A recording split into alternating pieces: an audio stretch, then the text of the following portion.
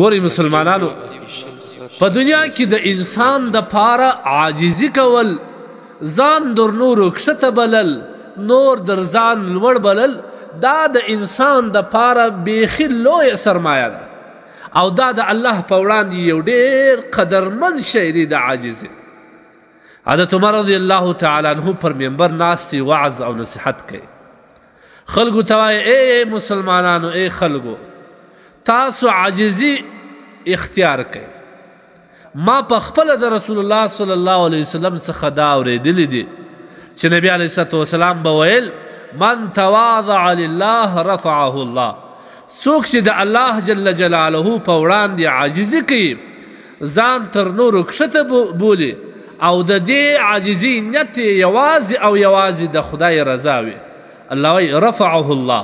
د الله رسول صلی الله علیه وسلم فرمایي الله جل جلاله به د دغه عاجزي په وجه دی در ټولو لوړ کړي، در ټولو بې عزتمن کړي، قدردانه به وي. ومن تکبره، چا چې تکبر وکړي، ځان یې تر نور غټ وبولي او ځان ته ویل زه خو نو سرمایهدار یم، زه خو نو عزتمن یم، زه خو نو په بهار ملک کې اوسېږم، در نور ځان غټ بولم، وضعه الله، الله به در ټولو زیات ذلیل کړي. تواضع د څه شي؟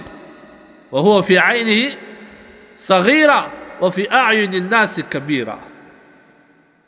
په خپل ځان ته وګوري، در ټولو ځان کښته بولي، لا زه خو عاجز یم، هېڅ شی نه وم، دا ټول ستا وړکه ده چې ماته دې راکړه.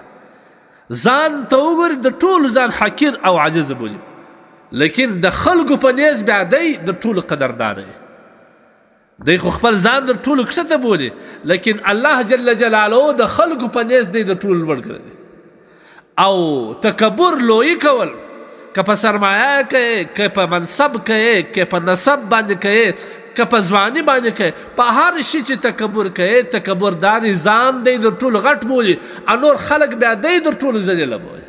الله یې ذلیله کوي. وایي د متکبر صفت دا رقم دی لکه سړی چې پر جګ غره ولاړ، هغه غره ته چې دی ودرېږي، پر هغه غره څخه چې لاندې خلکو ته وګوري، دا خلک داسې کوچني کوچني ورته ښکارېږي، لیکن دی په دا نه پوهېږي چې دا لاندې خلکو ته زه څونه معلومېږم. سړی چې وایي یو مچ پر غره باندې ناست دی، متکبر دا رقم دی. په کار نه ده چې مسلمان تکبر وکړي. تکبر الله وایي رداء، دا زما چادر دی، لویي زما ده، که څوک زما سره په دې کې جګړه کوي، جنګ کوي، الله تبارک وتعالی زه جهنم ته دې استوم. دا زما د عزت چادر دی، دا زما د کبرایي چادر دی. که څوک زما د سره په دې کې، الله وایي زه عذاب ورکوم په دې کې که زما سره ځان شریک کوي. او حدیث کې راځي نبي علیه السلام د چا په زړه کې چې یوه اجدن دانه تکبر راسي، الله وایي دی به جنت ته نه داخلي. دا الله رسول صلی الله علیه وسلم فرمایي جنت ته به دی نه داخلېږي. لہذا په کار دا ده چې مسلمان په دنیا کې عاجزي وکړي.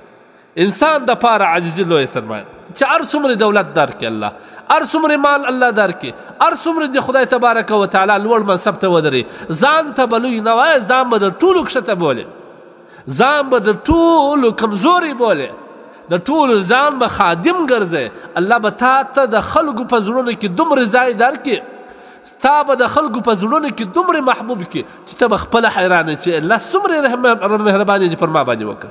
نن سبا د ځوانانو، خاص کر د ځوانانو او د عامو خلکو بیړه تکبر ورغرقه کړې ده. بس چې یو موټر پیدا کړي، یو 10 روپۍ پیدا کړي، یو چوکۍ و منصب پیدا کړي، بیا نو دی یو قسم په موټر کې ناست، یو سترګې یو رقم سره اړوي، لاس یې پر سټرینګ باندې د تکبر په انداز ایښی. که یو غریب مسکین د ده موټر ته ور ووځي یا د ده موټر ته ور نږدې سي، دی ښکنځل هم ورته کوي، بد هم ورته وایي، ولې دی خو د ټول افلاطون دی. دا به د سړي بیړه ورغرقوي. پام کوئ د تکبر سره، دا عاجزي لویه سرمایه ده. دا که الله غریب کړی دی، د خدای دپاره تکبر نه دی پکار. الله په دې قادر دی چې ستا نه دا ټول شان واخلي و دې غریب ته ورکړي او تا در غریب لا هم ذلیله کړي.